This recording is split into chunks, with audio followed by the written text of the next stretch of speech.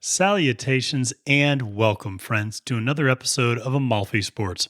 I'm your host, Matthew DeSantis, and today we're previewing an exciting day for 3-year-old fillies at Saratoga, the Lake Placid and Alabama Stakes, with the former being on turf and the latter being on dirt. Before we get started, I just want to let everyone know that thanks to all of the positive feedback we've gotten from the blog posts and the video previews, we'll be launching a podcast specifically for horse racing called The Win Place Show. And you can find that on your podcast platform of choice in the coming days and weeks. You can get weekly previews on there, as well as interviews that I have with people from across the country who are involved in the horse racing industry. This coming week, be on the lookout for an exciting interview with Acacia Courtney from Naira and Fox Sports. You don't want to miss that. She was a really great guest. We talked a lot of great topics. You can also obviously find it here on YouTube as well. We're not going to go away from YouTube. So if you've been watching these previews on here, that's not going anywhere. But if you don't want to see my face, or if you want to listen to it in the car perhaps and not use up quite as much roaming data, it's certainly a lot easier to listen to it as a podcast. In the meantime, stay up to date with all of the daily activity in horse racing, and make sure to follow me on Twitter at the handle @FailedToMenace. I have some more giveaways in the coming weeks, and you don't want to miss out on those. Finally, this is a big week for racing out on the West Coast, so I have a preview video and blog picks for the Saturday races at Del Mar, highlighted by the somewhat controversial Win and You're In TVG Pacific Classic. It's controversial because some people don't think the field for that race is up to par to be a win and you're in race. Personally, I think it looks fine. So anyway, make sure to subscribe to YouTube for all of that content, or head over to amalfimedia.com to get all of the racing content that you need. As always, please make sure to like and comment with your thoughts on how you think the races are going to break down this weekend, and share with your fellow horse racing fanatics on social media. Okay. Let's dive into a Saturday at Saratoga for the ladies. But before we do that, let's talk about the weather. Yes, that's right. Because if you've been following the forecast at all, you know that the last several days have been a torrential downpour in upstate New York, and Saratoga has taken on a lot, and I mean a lot of water. All of the turf races have been moved off the turf the last several days. Now, Friday, it is speculated that it's just going to be cloudy, no additional precipitation. Saturday, unfortunately, about a 60% chance of thunderstorms. So that turf is just going to continue to get beat up a little bit. Now, I think, knowing Naira, knowing what they're going to try to do, I am sure the groundskeepers are going to do everything they possibly can to ensure that they do not move the Lake Placid Stakes, which is on turf, off the turf due to conditions. They will do everything possible to make sure that turf is ready for the 9th race at Saratoga on Saturday. And if that might mean moving everything else off the turf up until that point. So we will have to wait and see. And certainly that could play out and impact the field significantly. We're going to talk about that a little bit as we move in to, as I said, the Lake Placid Stakes, a grade 2 race for fillies who are 3 years old, and it is on turf at 1 mile and a 16th. And let's take a look at the field for the Lake Placid Stakes. So, as I mentioned, 1 mile and a 16th on turf for 3-year-olds, and it's a small field, only 6 horses. And you start off with Iliogami, trained by George Arnold II and jockeyed by Manny Franco, really the lone long shot in the field, going off at 15-1. Part of that is this is a horse that's been on the turf, then on the dirt, now going back to the turf. It's had middling success on the dirt at times. So if for some unforeseen reason this horse ends up running on the dirt because they take the race off of the turf, maybe this is a live or long shot, but on the turf, I don't consider Iliogami much of a factor. Then you have the morning line favorite, Technical Analysis from Ireland, trained by Chad Brown, jockeyed by Jose Ortiz. Then Ego Trip, also an Irish horse, trained by Brendan Walsh, jockeyed by Tyler Gaffleone. Runaway Rumor, trained by Jorge Abreu, jockeyed by Jose Lezcano. Number 5 hole, you have Love Struck, trained by Bill Mott and jockeyed by John Velasquez. And then finally, in the number 6 hole, you have Spanish Love Affair, which is trained by Mark Casse and jockeyed by Ricardo Santana Jr. So this is a very competitive field. And as you could tell from the morning line odds, there's not a ton of value in this race. There's Iliogami's the one long shot. You have a couple of horses at 6-1, and I'm going to talk about those. But it is interesting that you don't have huge numbers in this race. So from a betting standpoint, I think you have to be, not necessarily overly enthusiastic about this race, but I think there's value to be found in some of this. What I would say is, let's start with the morning line favorite technical analysis. This is a horse that has won three of the 5 times it's been out. It's won 2 of the 3 times it's been out this year. It did not perform well. She did not do well at the Wonder Again. And that was really an impressive race from Con Lima and Plum Ali, 2 horses that have gone on to run in some pretty significant races, the Belmont Oaks being among them.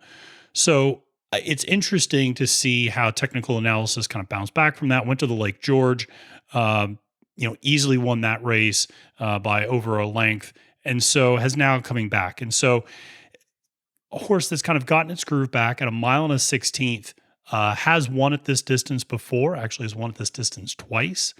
So the distance doesn't concern me at all.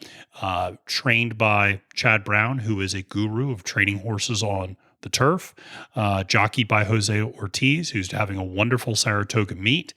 So there's not a lot there to make me think that technical analysis is going to be a problem. Now, if there's one chink in the armor, so to speak, it is that technical analysis' very first race was on yielding turf at Belmont. And in that race, technical analysis finished third.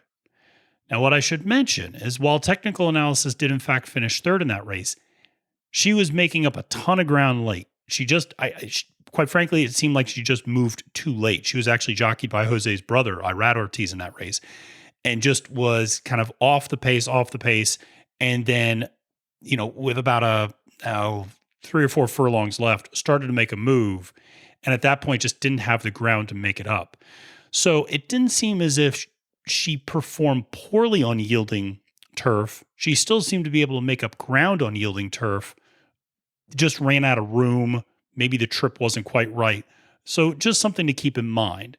It should be pointed out, she's run on good surfaces before, so she has won on things that are other than firm. But just something to keep in mind because the turf is going to be at best good, and I would imagine yielding. But we'll just have to wait and see how the grounds creepers and the grounds crew do as it does everything. You have then Ego Trip. This is an interesting horse that's ran once over in the United Kingdom and then came over and ran at Saratoga in a maiden weight special a few weeks ago. And, finished second, closed well, would suggest that 1 1/16 is a good distance. This is a huge step up in class. So I don't necessarily expect for Ego Trip to contend and to push technical analysis, but certainly an interesting horse to consider, maybe on the back end of an exacta, or back end, I should say, of a superfecta sort of a thing. So we'll have to see, but does seem to have taken to the Saratoga turf pretty well, which is always a good sign, especially when horses are coming over from the United Kingdom. And additionally, if the turf is going to be soft, you would think that this favors European bred horses that tend to prefer a softer surface. Just something, again, to keep in mind as you're handicapping this race. Now, I want to talk a second about a horse that I don't particularly like and that I think is going off way too low in terms of the odds at 3-1, and that's Spanish Love Affair. This is a horse that hasn't won yet this year, has 1 second place finish, was disqualified, won a race back in February, but was disqualified and ended up being placed 4th. But, Spanish Love Affair ran in the Belmont Oaks. Now, granted, this is not the Belmont Oaks. This is a step down. But I was very unimpressed. Was a complete non-factor in that race. Was completely outclassed by horses like Santa Barbara and Con Lima and Higher Truth, who performed much better in that race. Santa Barbara in particular was clearly the class of the field there.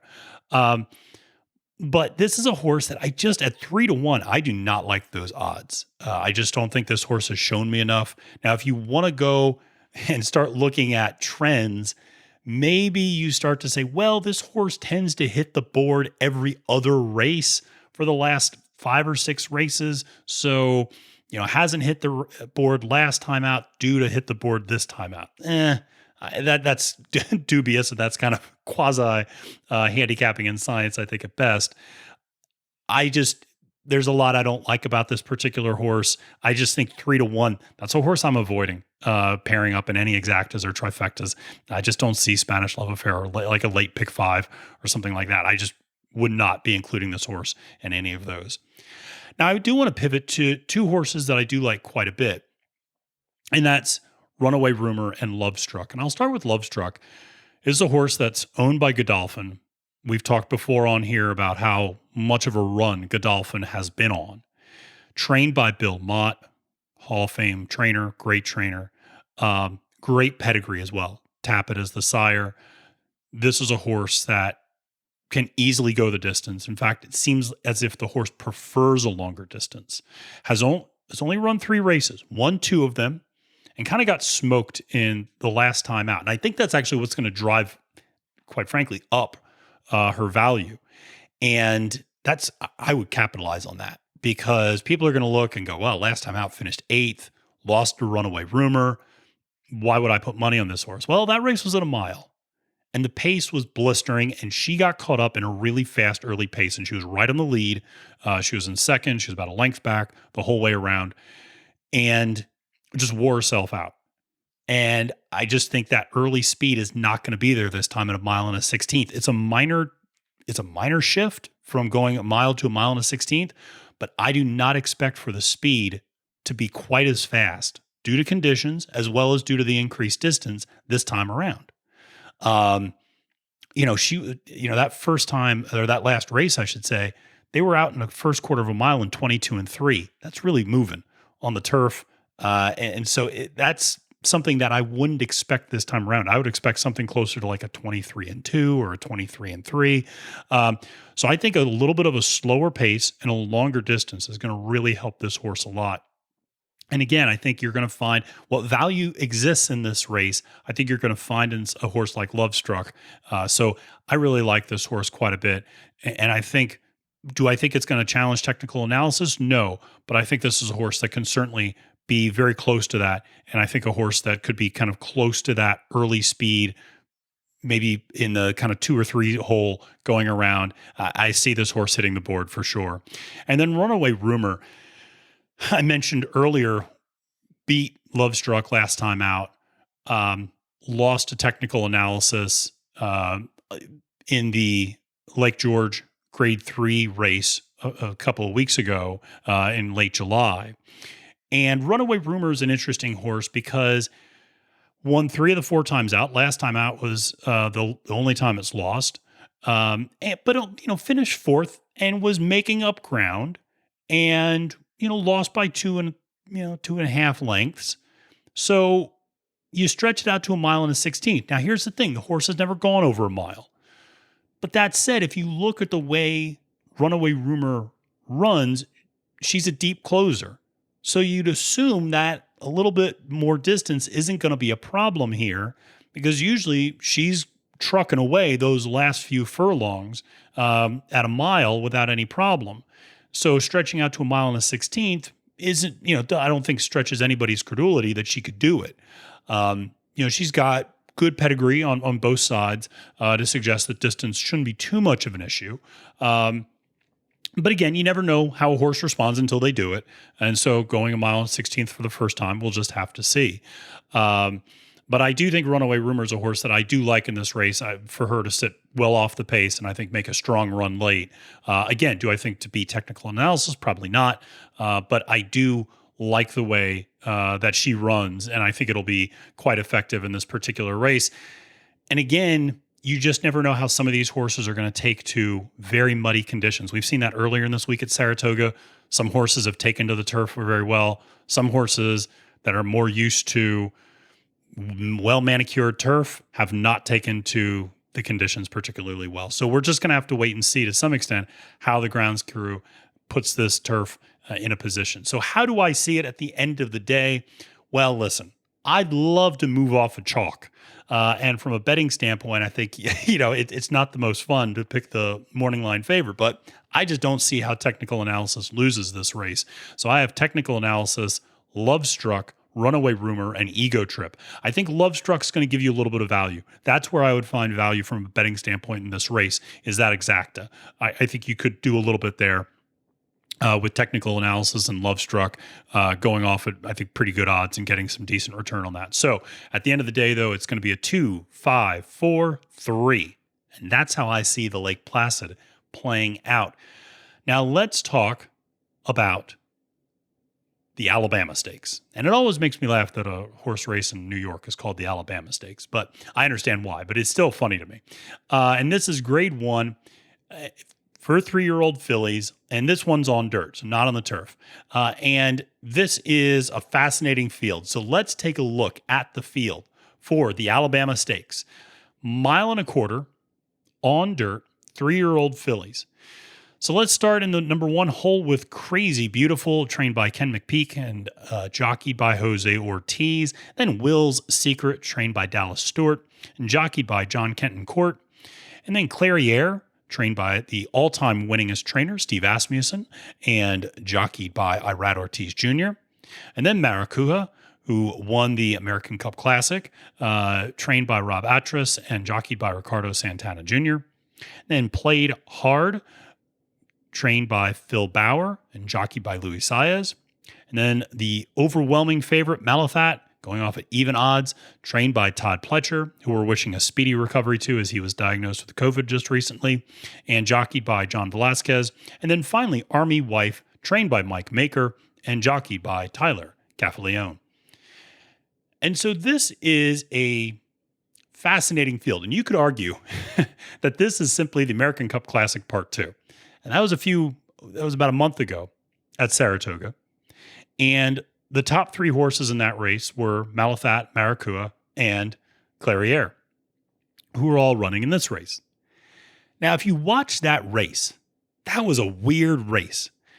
Clairiere really pushed Malathat for opening speed, early speed. And in my opinion, Irad Ortiz was the jockey of Clairiere.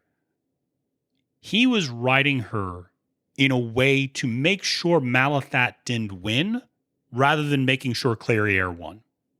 He wore Clairiere out by pushing that early speed on Malathat and kind of essentially wore Malathat out too, which allowed for Maracuja to come up and win. I don't know if I don't see it being same song, second verse. I think this is going to be a very different race. And so I think that both the jockeys and the trainers have learned something from that first race.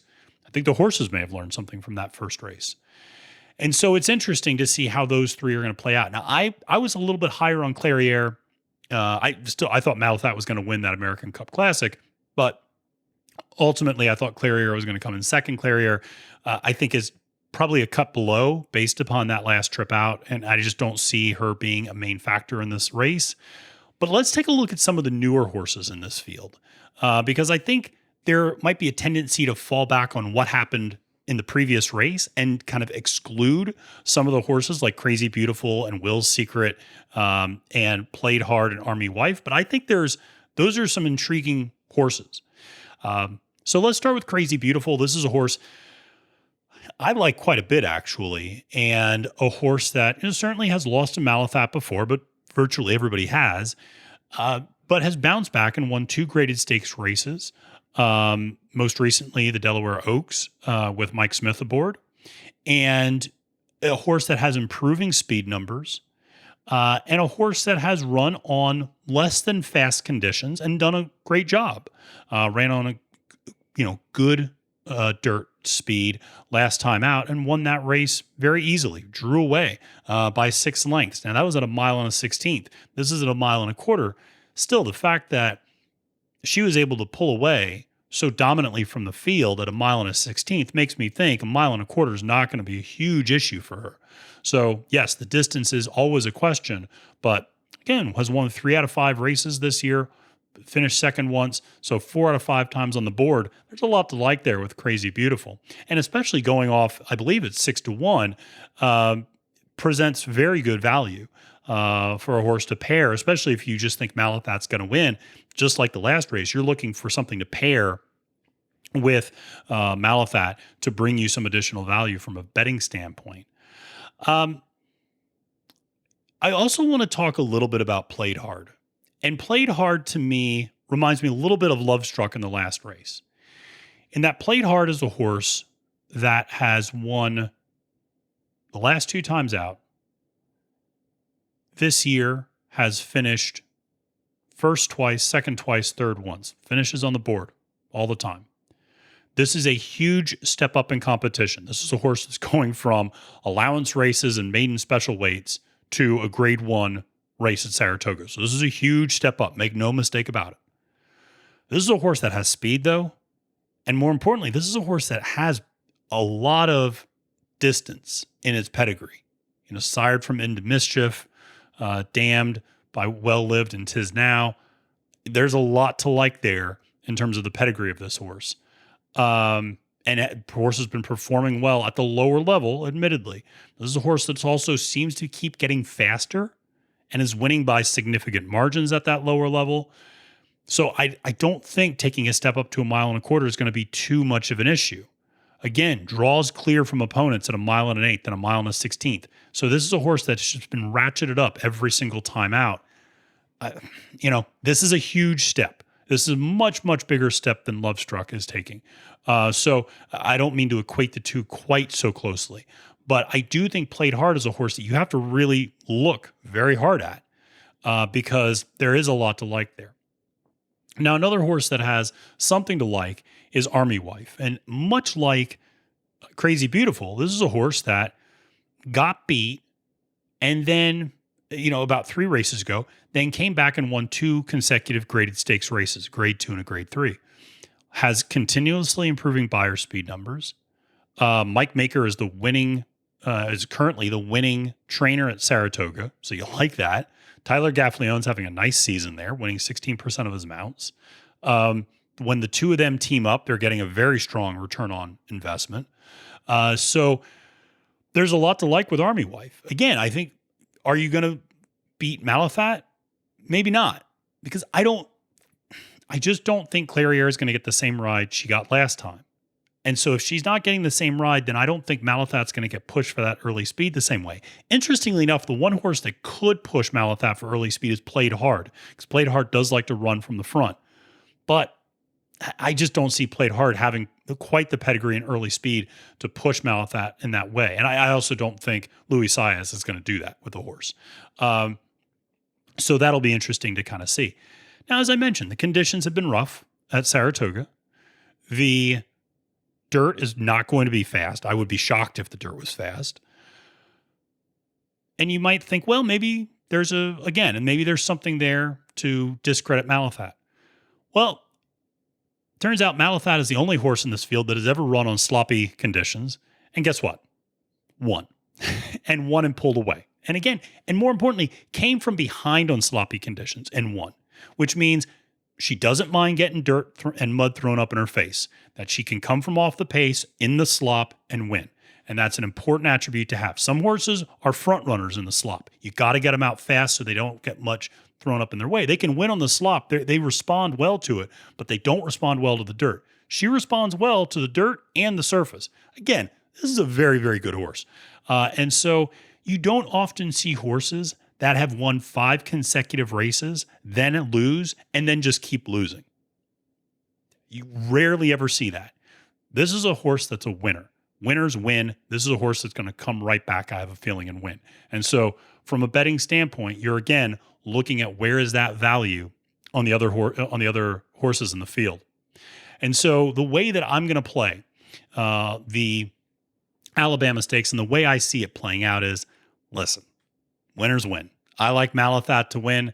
I do like Crazy Beautiful to come in second. I like Army Wife to come in third. I like Played Hard to come in fourth. I actually don't like Maracuja and Clairiere to hit the board in this particular race. I think Maracuja, I think, ran the race of her life last time out, and I actually expect to see a little bit of her aggression. I think Clairiere might be a little bit of a factor, but I don't actually see her having the high end speed numbers to compete with this field. I actually like the new shooters, so to speak, coming in, the new horses in this field to perform well in the Alabama Stakes. So at the end of the day, I have it a 6-1-7-5. Malathat, Crazy Beautiful, Army Wife, and Played Hard. It should be a fun day at Saratoga. It might be a very wet day at Saratoga, but it should be a fun day nonetheless. Well, listen, that's it for today. And I hope you enjoyed this preview. And make sure to check out my blog and picks for all the races on the card on Saturday, as well as my video preview of the races at Del Mar featuring the TVG Pacific Classic. And you can get all of my picks for that card as well. And the only place to get those is on amalfimedia.com. So make sure to check it out. Finally, just a reminder to subscribe to Amalfi Media on YouTube. Be on the lookout for the launch of the Win Place Show podcast. It's going to be a lot of fun. Follow me on Twitter at the handle @FailedToMenace, and check out AmalfiMedia.com for all the great horse racing content you need to get you through the Breeders' Cup and beyond. Until next time, I'm Matthew DeSantis, wishing you a great day at the races and reminding you that it's now post time.